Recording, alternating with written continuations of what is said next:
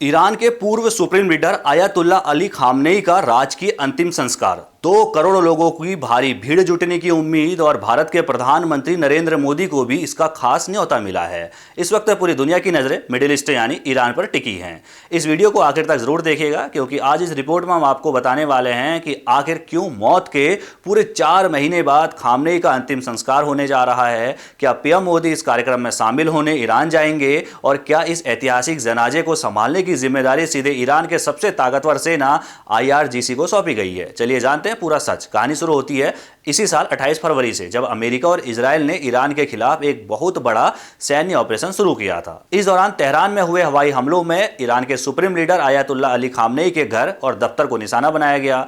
Khamenei उस वक्त bunker में थे, लेकिन लगातार हुए मिसाइल हमलों में वो गंभीर रूप से घायल हो गए और बाद में उनकी मौत हो गई। इसके बाद 4 मार्च को उनका अंतिम संस्कार होना था, लेकिन जंग के हालातों की वजह से इसे टाल दिया गया। अब मौत के करीब 4 महीने बाद आगामी 4 जुलाई से उनके अंतिम संस्कार के कार्यक्रमों की शुरुआत होने जा रही है। उनके पार्थिव शरीर को तेहरान के ग्रैंड मोसल्ला परिसर में अंतिम दर्शन के लिए रखा जाएगा। ईरान के राष्ट्रपति ने इस बेहद खास और ऐतिहासिक समारोह के लिए दुनिया के कई देशों को न्योता भेजा है, जिसमें भारत के प्रधानमंत्री नरेंद्र मोदी का नाम भी शामिल है।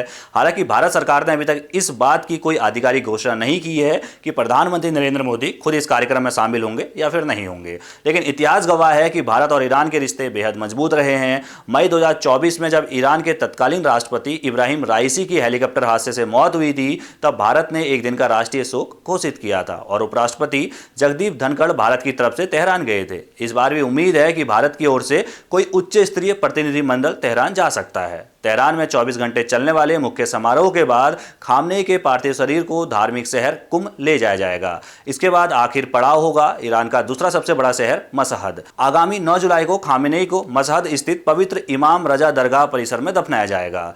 इमाम रजा शिया मुस्लिम परंपरा के 8वें इमाम थे और उनकी दरगाह दुनिया के सबसे बड़े धार्मिक स्थलों में से एक है, जहां हर साल करोड़ों लोग आते हैं। खामनेई को यहां दफनाने का मतलब है कि उनका नाम शिया इस्लाम के इतिहास में सबसे सम्मानित नेताओं की श्रेणी में हमेशा के लिए दर्ज हो जाएगा। युद्ध के प्रभाव से जूझ रहे ईरान के लिए 2 करोड़ की भीड़ को संभालना और इस विशाल आयोजन को शांतिपूर्वक पूरा करना किसी बड़ी चुनौती से कम नहीं है। वहीं दूसरी तरफ इस भू राजनीतिक उथल पुथल के बीच भारत इस न्योते पर क्या फैसला लेता है, इस पर भी पूरी दुनिया की कूटनीतिक नजरें टिकी हुई हैं।